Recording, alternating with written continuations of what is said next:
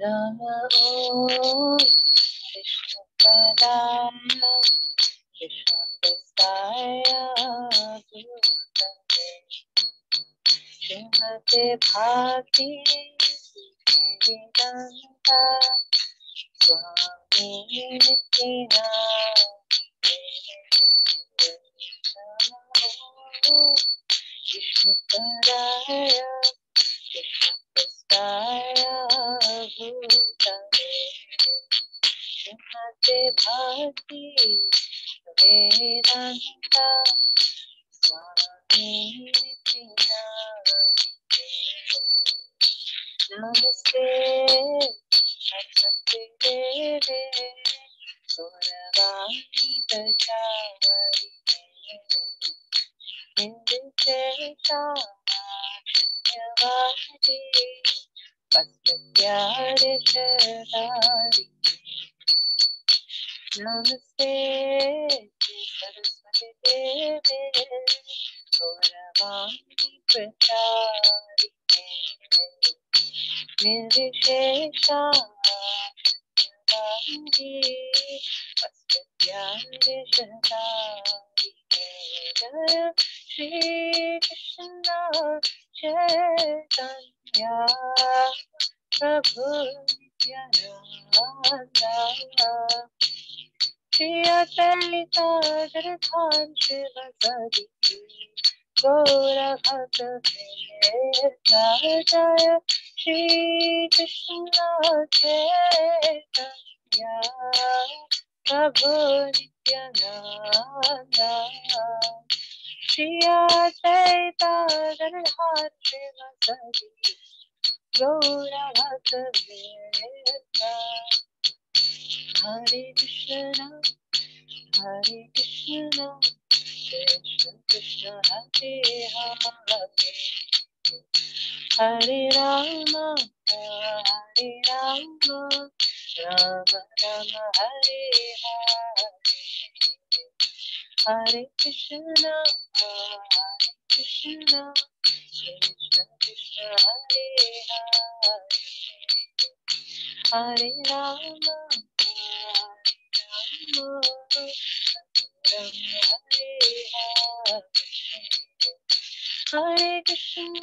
Hare Krishna Krishna Krishna Hare Hare Hare Rama Rama Hare Hare Hare Krishna Krishna Krishna Krishna Hare Hare Hare Rama Rama Hare Hare Hare Krishna Krishna Hare Hare Hare Rama Hare Hare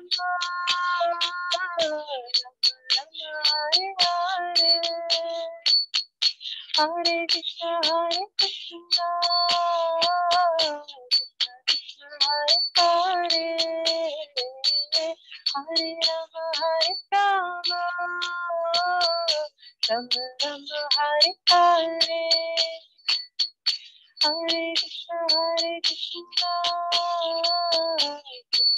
Krishna Hare Hare Hare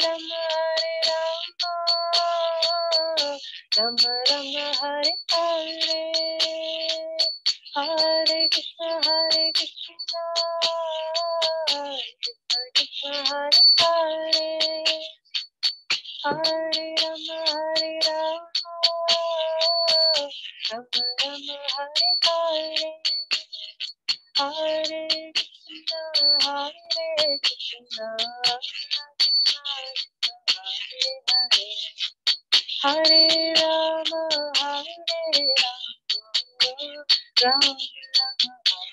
Hare Hare Krishna Krishna Krishna Hare Rama Rama Hare Hare Hari Om Hari Om, Jai Gaura Hari Om, Jai Gaura Hari Om, Hari Om, Hari Om, Jai Gaura Hari Om, Jai Jai Prabhupada, Prabhupada, Prabhupada, Jai Jai Prabhupada, Jai Jai Prabhupada, Prabhupada, Prabhupada, Jai Jai Prabhupada. Jai Gaura Hari Ki Jai, Shri Prabhupada Ki Jai, Shri Jai Gaura. So Hare Krishna everybody, and thank you again for joining us this evening. We're going to be discussing chapter 12 of the teachings of Caitanya. Begin our prayers. Om Jnanatirandasya Ginanjana Shalakaya Chakshurunmilitam Yena Tasmai Shri Gurave Namaha. Shri Chaitanya Manobhishtam Sthapitam Yena Bhutale Swayam Rupadamahyam Dati Swapadantikam Nama Om Vishnupadaya Krishna Prestaya Bhutale Srimate Bhaktivedanta Swami Niti Namini Namaste Saraswati Devi Gaurvani Vicharini Shesha Shri Vari Pastrati Shri. So thank you all so much for the opportunity to serve as we try and present an overview of the teachings of Lord Chaitanya Mahaprabhu, a wonderful book by Srila Prabhupada based on Chaitanya Charitamrita, which is the biography of Lord Chaitanya by Srila Krishnadas Kaviraj Goswami. So today's discussion will be on the first part of chapter 12, which is called the Devotee. Lord Chaitanya Mahaprabhu is instructing Srila Sanatana Goswami. And these discussions began in chapter 3 that we started a few months ago. And each week we'll begin with the invocation, which is verse 18 of the first chapter of the Caitanya Charitamrita.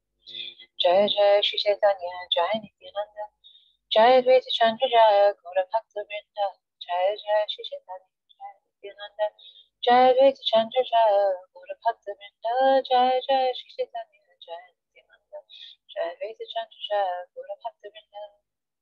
So the translation is: Glory to Shri Chaitanya and Nityananda, glory to Advaita Chandra, and glory to all the devotees of Shri Gaura, Lord Chaitanya.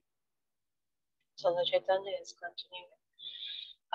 As mentioned above, a person in Krishna consciousness, being fully devoted to the transcendental loving service of the Lord, develops all the godly qualities of the demigods.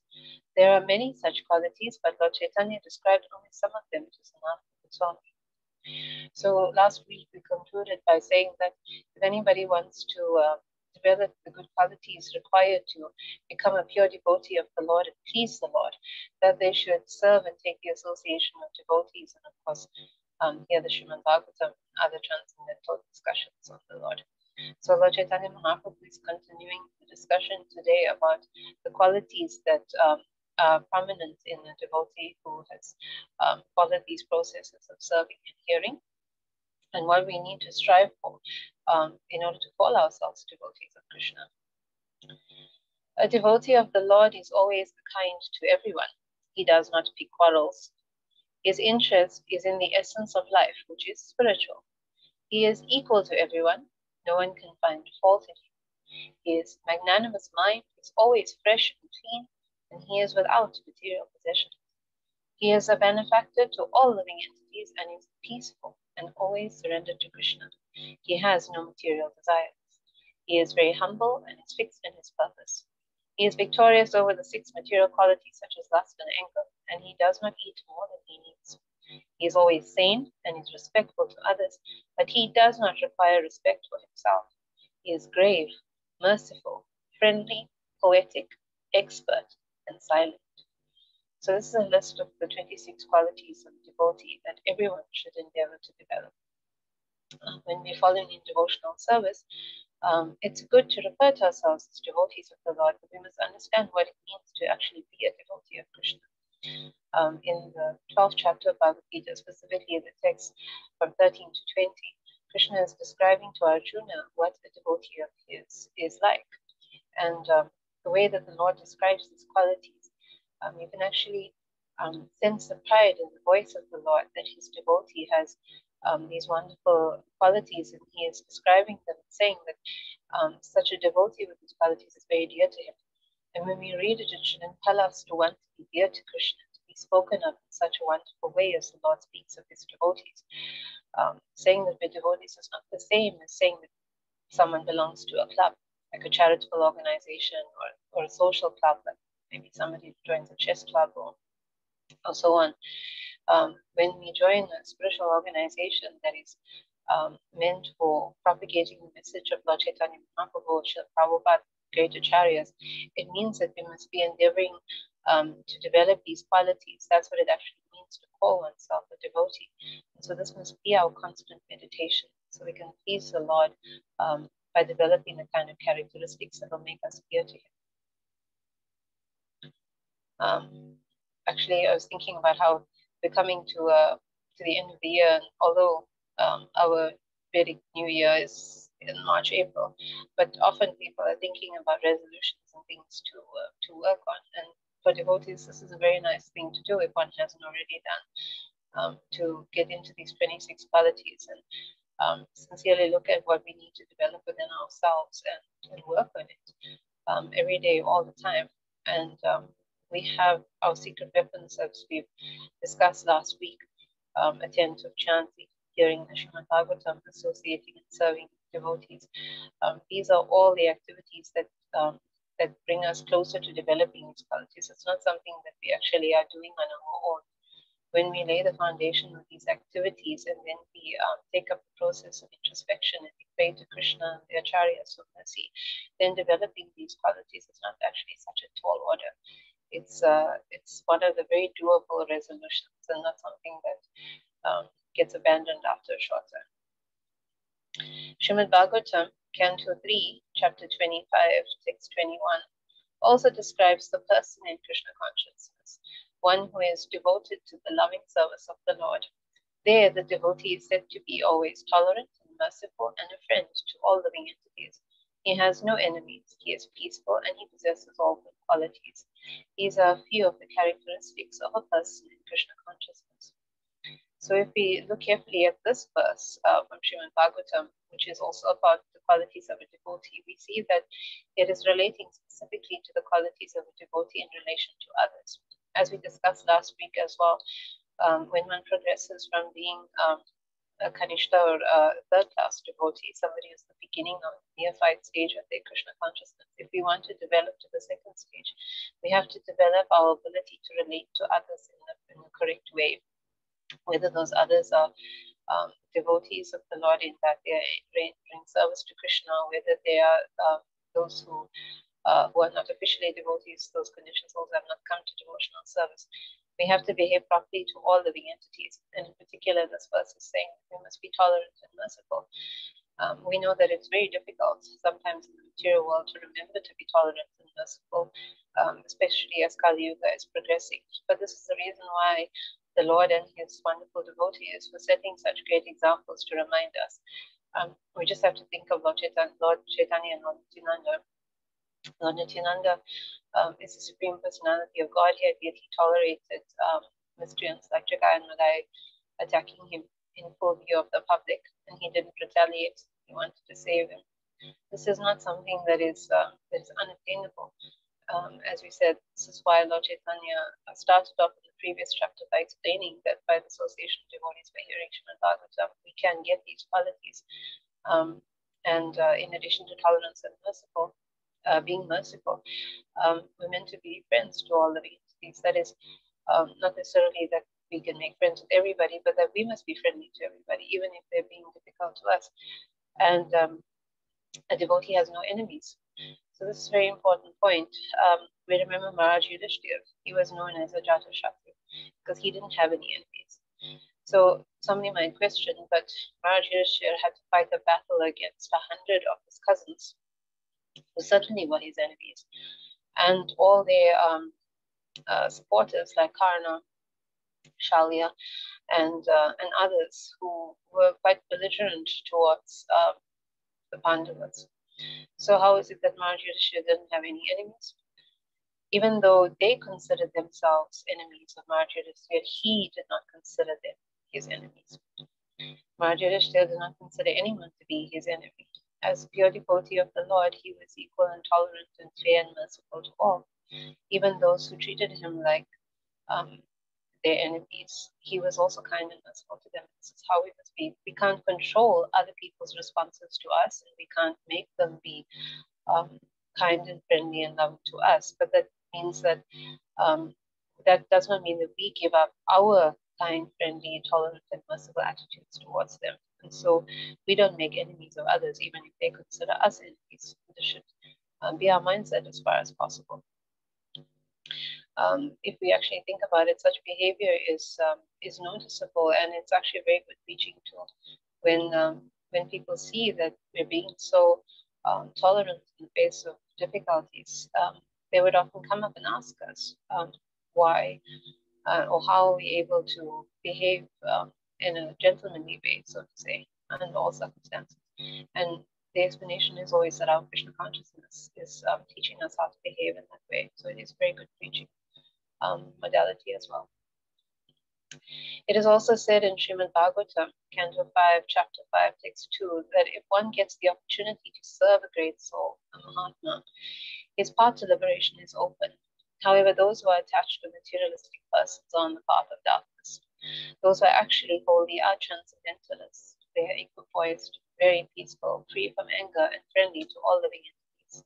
Simply by associating with such holy men, one can become the Krishna conscious devotee of the Lord. Indeed, to develop love of Godhead, the association of such great souls is needed.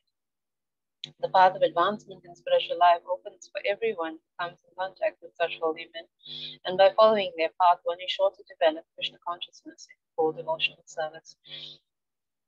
So we're returning to this point, as Lord Caitanya Mahaprabhu is basically reminding us that even if we're feeling that developing all these good qualities is a bit of a challenge, he's given us the solution in associating with advanced devotees. By the association of and by the service of advanced devotees, along with hearing Srimad Bhagavatam as we discussed, we're easily able to develop all the good qualities. And it reminds us again of that famous verse of Srimad Bhagavatam, Nastapraya Shabhadreshu Nityam Bhagavata Sevaya. So Bhagavata Sevaya is service to the Bhagavatam by hearing Srimad Bhagavatam, and service to the Bhagavatas, the devotees of the Lord. So service opportunities are always available because the Lord is within our hearts. And he knows if we want to serve the devotees, and he will make those opportunities available to us. Sometimes it can be something as simple as finding out if devotees need water, for example. Everybody drinks water. It can be something more complicated. We can always find out from those who serve the advanced devotees if we can't approach them ourselves to find out what it is that they would need, because sometimes they're too humble to actually tell us themselves. But there's always a way, and we should seek out those ways to serve the devotees, especially the advanced senior devotees, the ones who are fully dedicated, the ones in the renounced order of life. When we do that, we're able to make advancement. Sometimes people can be a little sarcastic, critical of why we always need to do this in a financial way, but this is advised in all scripture that giving charity is important for householders in particular to become purified of the sins that we're accumulating on a daily basis, whether in a known way or an unknown way. Krishna says in Bhagavad Gita that acts of charity and penance and austerity must never be given up. And Srila Rupa Goswami advised us as householders that we should be actually contributing at least half of our income in a way that, of course, that is practical to the upkeep of the Vaishnavas and to Brahmins who are engaged in Krishna consciousness. This is very important for us. But services can also be rendered in kind, in terms of rendering physical services, helping in whichever way possible. But the important thing, bottom line, is that we must always be involved in some services to the Vaishnavas. If we're only thinking to serve Krishna directly, then that's actually keeping us on that Kanishta or that third class level. We must also be endeavoring to serve the Vaishnavas, and we discussed many times about how that pleases Krishna more, that helps us to make advancement so much more. And here Lord Caitanya Mahaprabhu is emphasizing repeatedly that this is what we should be doing. In the 11th canto, 2nd chapter, text 30 of Srimad Bhagavatam, Vasudev, the father of Krishna, asked Narada Muni about the welfare of all living entities, and in reply, Narada Muni quotes a passage from Maharaj Nimi's discussion with the 9 Yugendras. O holy sages, King Nimi said, I am just trying to find the path of well-being for all living beings. all living entities. A moment of association with holy men is the most valuable thing in life, for that moment opens the path of advancement in spiritual life. This statement is confirmed elsewhere in Srimad Bhagavatam, Canto 3, chapter 25, text 25. By associating with holy persons and discussing transcendental subject matters with them, one becomes convinced of the value of spiritual life. Very soon, hearing of Krishna becomes pleasing to the ear and begins to satisfy one's heart. After receiving such spiritual messages from holy persons or pure devotees, if one tries to apply them in his own life, one naturally and successively develops faith, attachment, and devotion while progressing on the path of Krishna consciousness.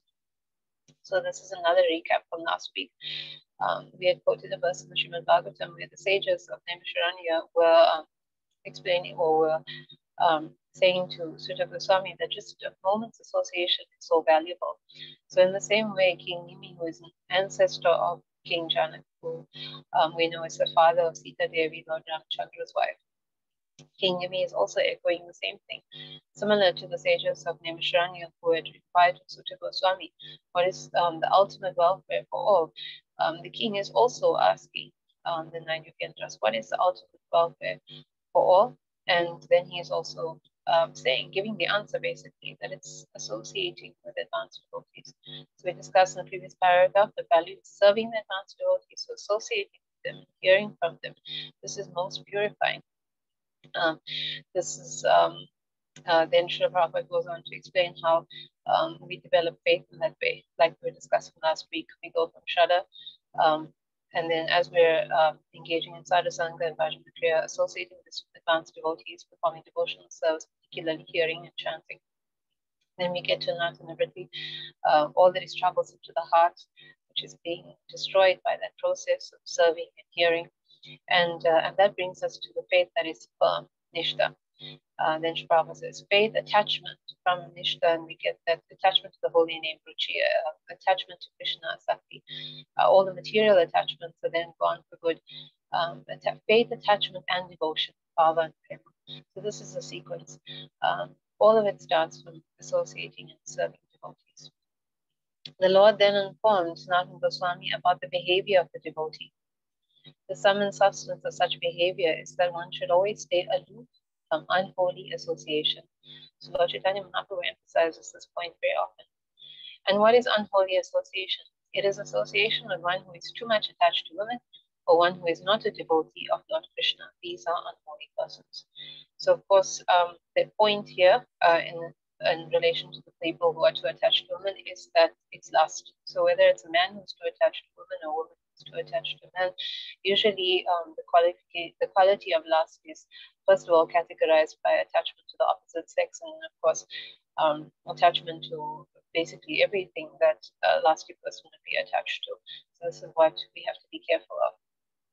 One is thus advised to associate with holy devotees of the Lord and carefully avoid the association of unholy non-devotees. Pure devotees of Krishna are very careful to keep aloof from the two kinds of non-devotees. The result of unholy association is described in the Srimad Bhagavatam, Canto 3, chapter 31, text 33 to 35. There it is said that one should give up all association with a person who is a plaything for women. For by associating with such an unholy person, one becomes bereft of all good qualities such as truthfulness, cleanliness, mercy, gravity, intelligence, shyness, beauty, fame, forgiveness, control of the mind, control of the senses, and all the opulences that are automatically obtained by a devotee. A man is never so degraded when he associates with a person. A man is never so degraded as when he associates with persons who are too attached to women. So the problem is that as soon as one is associating with people who are so influenced by lust, then they're also influenced by this most abominable quality. Lust, we know, has also been described as one of the three gates to hell.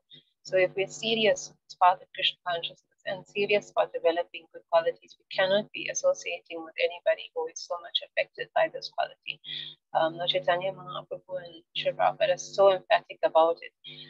We can't leave room to ignore their warnings on this matter. Krishna also says in Bhagavad Gita in the 3rd chapter that lust is the all-devouring sinful enemy of the world. So this is emphasis. This is the quality that is destroying the world, and it will destroy our Krishna consciousness as well. So we must be so very careful to avoid the association of people who are affected by this quality. Regarding remaining aloof from unholy persons, Lord Caitanya quoted a verse from the Caitanya Samhita. One should rather tolerate the miseries of being locked in a cage filled with fire than associate with those who are not devotees of the Lord. Indeed, one is advised not to even look at the faces of persons who are irreligious or without any devotion to the Supreme Lord. So this is, of course, a bit difficult, I understand, in this day and age when we are working with such people who we have to associate with them in different ways. But if we're doing our work and we're doing our other activities in devotional service of the Lord, then of course we're not affected by the association of these people when we absolutely have to. But in terms of choosing to associate with them, that is where we have to be very careful. We should not choose to associate with people who are unholy or irreligious or are not devoted to the Lord. This is the important point to note. In other words, Lord Caitanya recommended that one should scrupulously renounce the association of unwanted persons and completely take shelter of the Supreme Lord Krishna. Krishna gave Arjuna the same instruction near the end of Bhagavad Gita in chapter 18, text 66. Just give up everything and surrender unto me. I will take care of you and protect you from all the reactions to sinful activities. The Lord is very kind to his devotees, and he is very grateful, able, and magnanimous. Therefore, it is our duty to believe his words. Sri Prabhupada is emphasizing this. Therefore, it is our duty to believe his words, and if we are intelligent enough and educated enough, we will follow his instructions without hesitation. So sometimes people are thinking that we may be a little discriminatory here, where we're emphasizing that devotees should associate only with devotees. But this is something that is not unusual, even in the material world. If one wants to be successful in business, Sri Prabhupada says, then you would naturally take the association of those who are business people, successful in business. If we want to succeed in a charitable organization, or we want to succeed in performing charity, then we join a charitable organization and engage in people who are like-minded activities. If one wants to become fit, one joins the gym. If one wants to get very fit, then we get a personal trainer or a fitness coach or something along those lines. So in the same way, if one wants to make advancement in spiritual life, then one must associate with people who are spiritually minded.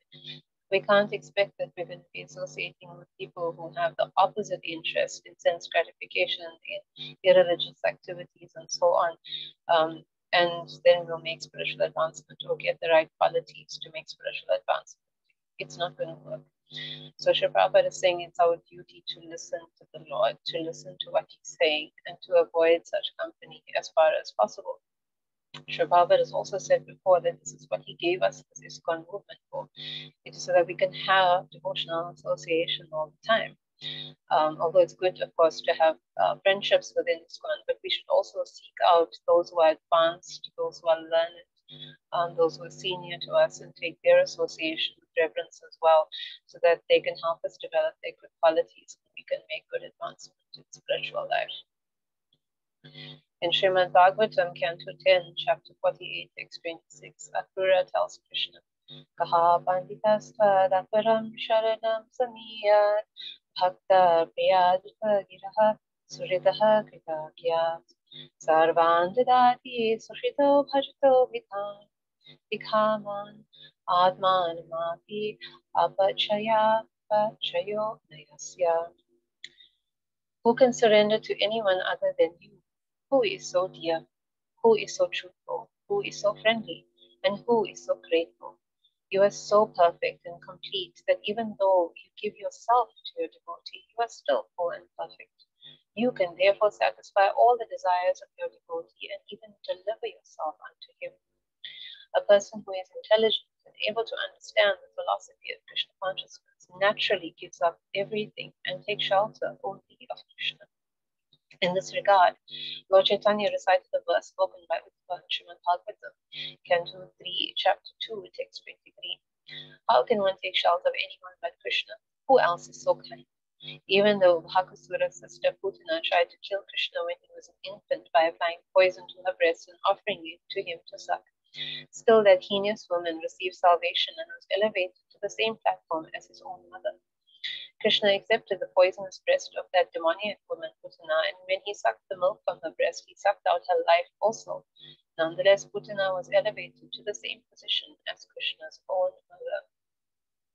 So this is a very interesting point about Putana, because she was especially heinous out of all of the demons that came to try and kill Krishna, because of course we know that he was impossible to kill by any demon, but to her he was just a child, and so she tried to kill an innocent child taking the position of a mother. So this is particularly awful. Yet for that service that she rendered to Krishna, after the Lord had killed her and thus purified her of her demoniac nature, he took that service, which we know from the second chapter of Bhagavad Gita, never diminishes. It's eternal, is always a credit to us. He gave her that credit and gave her a position in Goloka, not of his mother, of course, but as his mother, as a nurse in Goloka. So this is a very, very interesting conclusion, because we know that none of the other demons got this kind of mercy. So I was listening to a class where His Holiness Indra Swami Maharaj, and he was explaining this point about why she got this opportunity. Also interesting is her background, her past lives, and it helps us understand a bit more why she had this devotional sentiment as well. So all the other demons who were killed by Krishna generally got liberation into the Sayojya liberation, that is of merging into their personal Brahman. So we understand this because those who are demoniac, they don't have any devotional sentiment towards the Lord. They don't have any interest in serving him in any way. So trying to, or them attaining the Vaikuntha planets is impossible, since Vaikuntha planets are all characterized by devotional service to Krishna. But one thing that a demon does want is to become the supreme Lord, or to become the supreme controller. So just like the Mayavadis who want to become one with God, the closest they can get to being the supreme is, of course, merging into the Brahman, even for a short while. And then they fall down, of course, to the material world, where they can reform themselves from their demoniac qualities. But Putana, in her past life, she was a demoness by the name of Ratnamala, and she was the daughter of Bali Maharaj.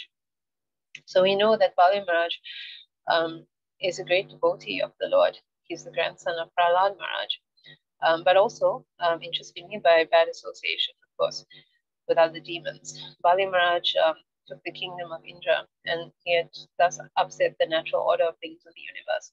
So whenever that happens, we know that Krishna has to come and set everything right, that the demigods had prayed to him for that. And so he appeared as Lord Vamanadev. Now we know that the Lord doesn't have to personally kill the demons or chastise the demons, but he came in this form not just to grant the kingdom back to the demigods, but to show special favor and mercy to his devotee Bali Maharaj, because he gave Bali Maharaj his darshan, but he also did something unprecedented and placed his lotus feet on the head of Bali Maharaj. And this is an honor that's not granted to even demigods. This is extraordinary great mercy. So the Lord gave him the opportunity to demonstrate his complete surrender, and thus Bali Maharaj is remembered as the personification of Atma Nivedana. And he gave him also, in addition, so many benedictions. He got the planet of Sutala to reside in. The Lord himself guards that planet. In his next, in the next year, Brahma, he will actually be Indra. But Ratnamala, when she first saw Vamanadev coming into the court of Bali Maharaj, she was taken aback by his great beauty, his effulgence, this extraordinary child, that she wanted to be his mother and feed him. But when he apparently to her punished her father and took away the kingdom, she didn't see the mercy and the benedictions that the Lord had given Bali Maharaj. In her anger, she then wanted to kill the Lord. So simultaneously, she had these two benedictions granted to her. She was given the opportunity in her next life as Putana to render service to the Lord by feeding him. But of course, for her demoniac inclination to kill the Lord, then she was, of course, killed. But the Lord only saw that devotional service, and he gave her the opportunity to attain Goloka, which is something unprecedented. But Lord Caitanya Mahaprabhu, the appearance of Lord Krishna at this age, he is now giving that opportunity to everybody. not just one demoness, and not even requiring that one gets killed for one's demoniac tendencies. He kills one's demoniac tendencies while one is still in this body, and gives one the opportunity to attain to Goloka Vrindavan by recognizing even the smallest acts of devotional service. And so repeatedly, the Lord's kindness is being emphasized. Who else is so kind? Who else is so loving? Who else is so wonderful? Which other master can we find who is better to surrender to? There is none but Lord Krishna. He is ultimately the most merciful, the most loving. There is essentially no difference. There is no essential difference between a fully surrendered soul and a man in the renounced order of life. The only difference is that a fully surrendered soul is completely dependent upon Krishna. So now we're going back to the devotee who becomes, what is a characteristic of a devotee who becomes surrendered to this wonderful, extraordinary master, Krishna. So somebody who is fully surrendered to Krishna is performing every activity for Krishna. He's not seeing himself as the proprietor of any of the results or the fruits of his activity, as Krishna explains in the 18th chapter of Bhagavad Gita. So in that way, that person is the same as someone who takes the renounced order of life. So we know that anyone in the renounced order of life, Swami, a sannyasi, yogis, such people fully leave behind all material activities and just engage in spiritual activities. But someone who is fully surrendered to Krishna, although appearing to be, for example, a householder and still engaging in material activities, as long as one is doing all these activities for Krishna and surrendering all the results to Krishna's service, that person is equivalent to someone in the renounced order of life. And as Srila Prabhupada says, even better than someone in the renounced order of life, because if someone in the renounced order is, for example, a Mayavadi sannyasi, that person is motivated by their own desires to attain liberation. But someone who is fully surrendered to Krishna has no personal desires and is doing everything for Krishna. And so even if they're not officially a sannyasi, they're actually more elevated in that way. So what are the qualifications for surrender? We've discussed this previously, so we'll just go through it again. The first is that one should accept everything favorable for the discharge of one's duties in devotional service, and one should be determined to accept the process. So everything favorable means that even if we don't like doing it, as long as it's favorable for our Krishna consciousness, we must endeavor to accept such a thing. So a common example is rising early in the morning. It's not something that many people like to do, but it is very favorable for executing Krishna consciousness to rise early. Prabhupada always told us to rise early for Mangal Arati, to chant rounds in the early morning hours. So even if these things are difficult, we must endeavor to do them. The second is that one should give up everything that is unfavorable for the discharge of devotional service, and one should be determined to give it all up. So we have to have determination to do the right things for Krishna consciousness and determined to give up those things that are not favorable. And we've already discussed some of them, like giving up unholy association. And of course, we know the 4 regulations: no meat eating, no gambling, no intoxication, no illicit sex. That is also absolutely must be given up. And whatever else, as advised in the scriptures, we must be determined to give up those things, even if it is something that we consider or used to consider enjoyable. Thirdly, one should be convinced that only Krishna can protect him and should have full faith that the Lord will give that protection. An impersonalist thinks that his actual identity is being one with Krishna, but a devotee does not destroy his identity in this way. He lives with full faith that Krishna will protect him in all aspects.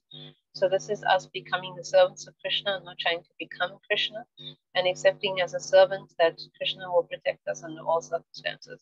Prabhupada is making the point here about not wanting to become one with Krishna, and in the next point, which is about a devotee should always accept Krishna as his maintainer, there he's saying that those who are interested in the fruits of activities generally expect protection from the demigods, but a devotee of Krishna does not look to any demigod for protection. He is fully convinced that Krishna will protect him from all kinds of unfavorable conditions. So these 2 points, the points of Krishna's protection, and number 3, and number 4, Krishna maintaining us, we must not depend on anyone else. Even if we know that there are others that are supporting us, perhaps family members, the government, anything like that. Krishna, at the end of the day, is the one behind all of these entities. No one else but Krishna is actually supplying anything. Even if it appears that the sun god supplies the sunshine or the moon god supplies the moonshine, it's Krishna that's actually supplying everything. So the devotee must always recognize Krishna as the sole protector and the sole maintainer, and always depend on Krishna and dedicate everything to Krishna's service and not anybody else's. Fifthly, a devotee is always conscious that he is not independent in fulfilling his desires. Unless Krishna fulfills them, they cannot be fulfilled. So that means that even if we want to achieve something, for example, get a better position at work, even if we're working towards that, maybe studying something to get that position or working harder for it, we know that every desire is only fulfilled by Krishna. It's not that our effort is making it possible. If we get that, Krishna wanted us to have it. If we don't, Krishna doesn't want us to have it. At the end of the day, all desires are subject to what Krishna wants, and we accept it all, knowing that Krishna knows what's good for us. Lastly, one should always think of himself as the most fallen, so that Krishna will take care of him. So we must always remember that position, that whatever the so-called abilities that we have, everything is coming from Krishna. We are the most fallen. We're not intelligent, we're not talented, nothing that we have is ours. All those abilities coming from Krishna means that we're always dependent on him. We should never think that we're doing anything for ourselves or taking care of ourselves, or of course thinking that anyone else is taking care of us. As long as we get into this mentality of always seeing Krishna's hand or Krishna's guidance or Krishna's taking care of us in all ways, we will increase this mentality of becoming fully surrendered to him. Such a surrendered soul should take shelter of a holy place like Vrindavan, Mathura, Dwarka, or Mayapur, and should surrender himself unto the Lord, saying, "My Lord, from today I am yours. You can protect me or kill me as you like." When a devotee takes shelter of Krishna in such a way, Krishna is so grateful that he accepts him and gives him all kinds of protection. So this is quite amazing that Prabhupada is saying that Krishna is so grateful. Krishna is Atmaram and he has everything and he doesn't need anything from us. But when we surrender in this way, we're sincere and we live as if our homes are holy places, even if we don't have deities, but we have pictures of Krishna and we're always engaging in chanting, hearing, discussing topics of Krishna, offering everything to him as prasadam, distributing that prasadam. This is what this is all we need to do to make our homes holy places, fully surrendered to Krishna and the right mentalities, and he becomes grateful. That's so amazing. This wonderful, kind, loving master. And so he's always going to take care of such devotees. The Lord then explained to Sanatana Goswami about the various types and symptoms of practical devotional service. When devotional service is performed with our present senses, it is called practical devotional service. Actually, devotional service is the eternal life of the living entity and is lying dormant in everyone's heart. So if someone is engaging in devotional service to Krishna, then one can revive this dormancy and also revive the good qualities that come with being a servant of Krishna. Sri Prabhupada has explained the analogy in the Srimad Bhagavatam that the one who has good qualities of Krishna and who is so covered by Maya is like the sun that's covered by a cloud. When the sun is covered by a cloud, one can't see the rays of the sun. And so the living entity right now is not displaying those good qualities of the Lord, but the living entity has about 78% minute qualities of the qualities of Krishna. And by engaging, as Lord Chaitanya says, interestingly here, practical devotional service. So all devotional service is practical. By engaging in devotional service in that way, one is able to uncover all those qualities. And so we understand how we can develop these qualities that are so essential to make us dear to Krishna. Specifically, it said that we must perform this devotional service under the direction of our bona fide spiritual master. One begins spiritual activities for advancement in devotional service by hearing. Hearing is the most important method for advancement in Krishna consciousness, and one should be very eager to hear favorably about Krishna. So, Sri Prabhupada states here that hearing is eternally existing within everyone, just like those good qualities, but it has to be evoked. Sorry, that love for God is eternally existing within everyone, but it has to be evoked by the process of hearing. And hearing itself is something that has to be, the taste for hearing has to be developed by associating with devotees. But remember again the verse that we discussed last week, Srimad Bhagavatam, Canto 1, Chapter 2, Text 16, that by associating with devotees, we're able to develop that taste for hearing, because it's not so simple to just sit down and imbibe the message of Krishna without rendering service in that way. And when one is able to hear effectively, then one is able to chant effectively. And hearing and chanting the blessings that Lord Chaitanya Mahaprabhu has given us to develop love of Godhead in this age. Devotional service may be regulative or affectionate. One who has not developed transcendental affection for Krishna should conduct his life according to the scriptural injunctions and under the guidance of the spiritual master. So in the beginning, we don't have that affection, that spontaneous affection like the devotees of the residents of Vrindavan have, Krishna's associates.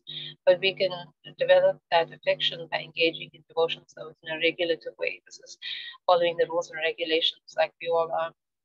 And in that way, we can come to that stage of developing that pure, spontaneous affection for Krishna and render service to him in that way. So Shukadeva Goswami advises Maharaj Parikshit about it. O best of the Bharatas, it is a prime duty of persons who want to become fearless to hear about the Supreme Personality of Godhead, to chant about him, and to remember always. And always remember him. So if we're able to do all of this under the regulations and the guidance of the spiritual master, then we will be able to develop that love, that affection, that spontaneous love for Krishna. So in this regard, Lord Chaitanya says, Lord Vishnu is always to be remembered and is not to be forgotten even for a moment. This is the sum and substance of all regulative principles. The conclusion is that when all the rules, regulations, and recommended and prohibited activities in the revealed scriptures are taken together, the remembrance of the Supreme Lord is always the essence of everything. To always remember the Supreme Personality of Godhead within one's heart is the main practice of devotional service. And in that practice, there are no regulative principles. There are no do's and don'ts. So that means that when we get to the stage of remembering Krishna, of course, it's a very elevated stage. Then one, of course, has surpassed all of the beginning stages in Krishna consciousness, and there are no rules and regulations. But to get to that stage of remembering Krishna all the time, we have to develop that quality by following the rules and regulations. So what those rules and regulations are, we will discuss in part 2 of this chapter next week. So please join us for that. Thank you all so much for your kind attention. Shishantai Gaura Hari Ki Jai, Srila Prabhupada Ki Jai. Are there any questions?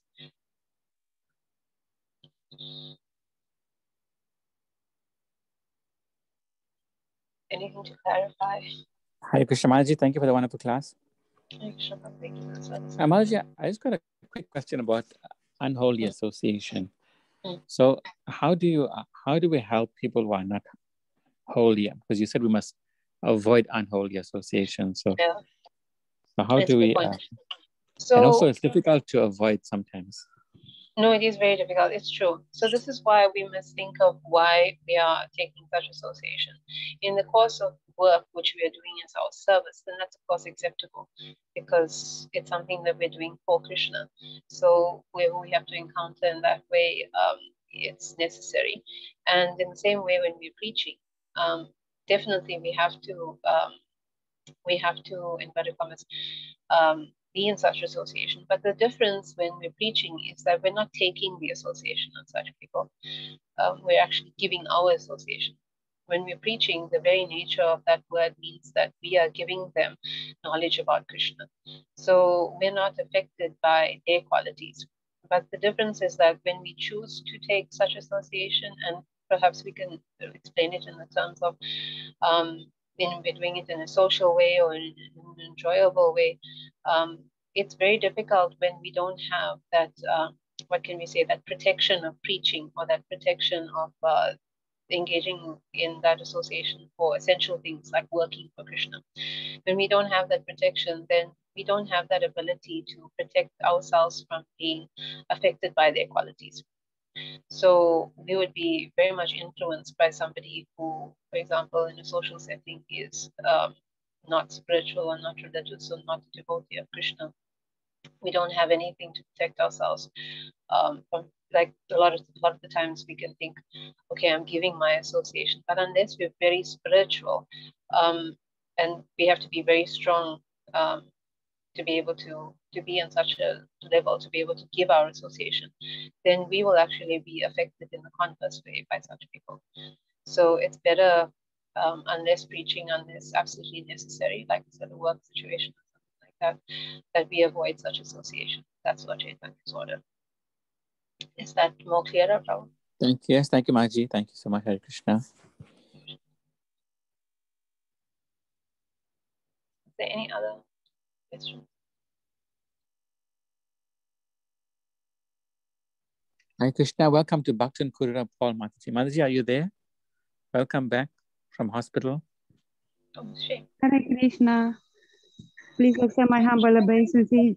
All glories to Srila Prabhupada. Thank you, Mataji, for wonderful class. Very enlightening for us. My Dandava Thank you. Pranam. I miss you very much, and thank you very much for Parikrama. I felt Thank you. like being there. Thank you very much. Thank you, Master. I hope you're well. Yes, I'm well now. I have pneumonia. And yes, and because I have diabetes, I need to stay in hospital because Sorry. I couldn't eat and drink and like this. But now I am well. I'm very well. Thank you. I'm happy to hear. Thank you, Mataji. Roger, what Prabhu Hare Krishna? Any comments or realizations from your side? Hare Krishna, no comments or questions or anything. Just once again, Mataji, thank you very much. I enjoy your classes. It's very nice. Thank you for inspiring the classes. Thank you so much. Damodar Prabhu, welcome. Hare Krishna. Any comments, realizations from your side? Questions? Thank you for the class. Yeah, I came in late. Let me just ask a question. How do we know that we're making a advancement in devotional service? That's a good question. We can generally see one of the things that from listening to senior devotees answer this question is that we can find our taste for things increasing in devotional service.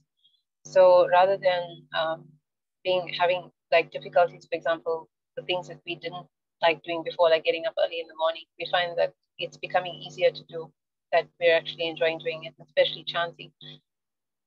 Chanting is becoming easier to do. We're finding that the taste for it is increasing. And we also find that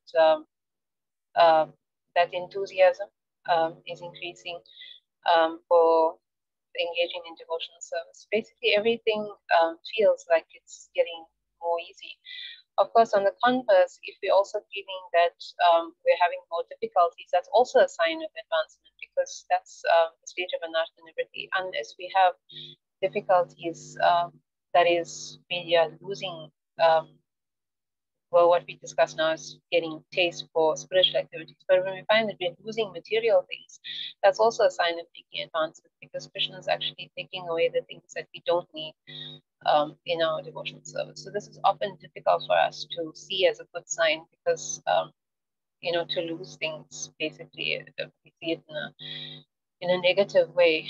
But by losing attachments, Krishna is actually making us more dependent on him, and that is certainly advancement. And we often will see in retrospect, after we've gotten over some apparent losses, that we didn't actually need those things, and that our spiritual life and our spiritual strength our spiritual life is getting more stronger, and our strength is increasing.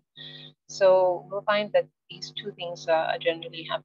The taste for spiritual activities is increasing, and we're sort of going through that purification, losing things that are very much more material in nature, and so on. But it's not easy to go through. It's actually it's not easy. So it's something that we must just pray to Krishna for his mercy to be able to deal with. But certainly when we're on the other side of those losses, then we'll feel the difference in our spiritual life. Is that okay, Paul? Yes, it's okay. Thank you, Mataji. Thank you very much. Thank you. If there's no other questions, we'll have some kirtan. This is a bhajan. It's a bit long, so I'll just maybe sing one line at a time. But it's a very sweet bhajan. It's called Shikha Kamana. It's by Jayadev Goswami. We know that he wrote the Dasavatar Stotram, and we sing the prayers to Lord Nrsimhadev, every day. But he wrote many wonderful spiritual compositions, which Lord Chaitanya Mahaprabhu used to relish. So this bhajan is also by Shrita Kamala Kuchamandala Shrita Kamala Kuchamandala Shrita Kamala Shrita Kamala Shrita Kamala Kavitaya Kirita Jaya Jaya Deva Hare Jaya Jaya Deva Shivamani Nandala Shivamani Nandala Bhava Chandala Bhava Chandala Bhava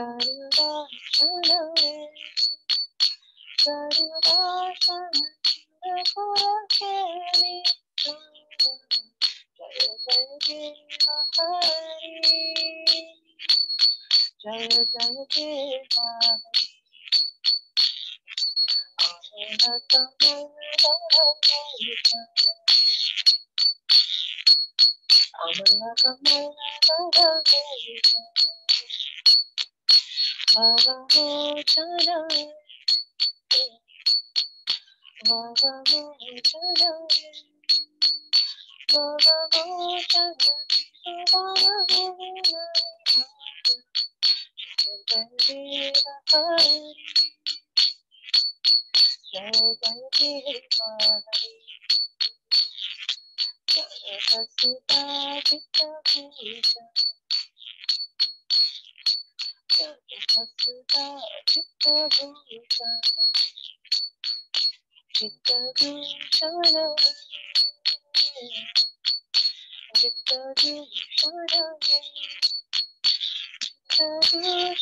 Saramita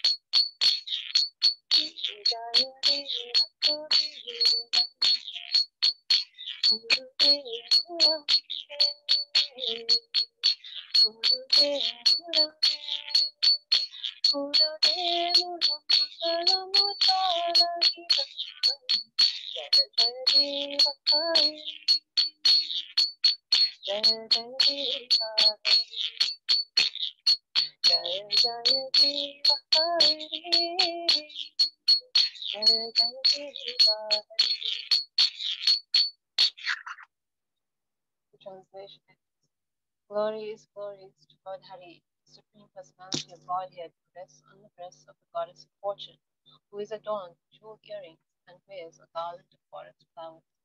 The Lord's face shines like the sun glow. He destroys the cycle of birth and death and rests in the lakes of the sunlight Saint Peter's. Glories to Lord Sri Hari, Supreme Personality of Godhead. O Supreme Personality of Godhead, who destroyed the poisonous serpent Kalia, you are the beloved of all living entities and the sun in the galaxy of the Yadavas. Glories to Lord Sri Hari. O Supreme Personality of Godhead, destroyer of the demons Madhu, Mura, and Narakasura. You are seated on Garuda. You are the source of joy for the demons. All glories to Hari. O Supreme Personality of Godhead, your eyes are like spotless lotus petals. You destroy the cycle of birth and death. You are the treasure mine of the three worlds. All glories to Lord Hari. O Supreme Personality of Godhead, in the incarnation of Lord Ramachandra, as the gem of the daughter of Janaka, Sita Devi, you are victorious over the demon Dushana and you defeated the ten-headed demon Ravana in battle. All glories to Lord Hari. O Supreme Personality of Godhead, whose complexion is like a fresh monsoon cloud, who lifted Govardhan hill, and Srimati Radharani is like a chakora bird who is nourished by drinking the light of your moon-like face. Glories to Lord Hari. O Supreme Personality of Godhead, we offer my humble obeisances at your lotus feet. Please bestow auspiciousness to those who offer obeisances to you. Glories to Lord Sri Hari. The poem of Sri Jayadev brings transcendental happiness to all. There is an ever-effulgent and auspicious song. This is an effulgent and auspicious song, Mangala Geetam. All glories to Lord Sri Hari, the Supreme Personality of Godhead. Shri Radha Shri Jai, Shri Jai Gaura Hari Ki Jai, Shri Jai Dev Goswami Ki Jai, Shri Prabhupada Ki Jai, Shri Jai Gaura Hari.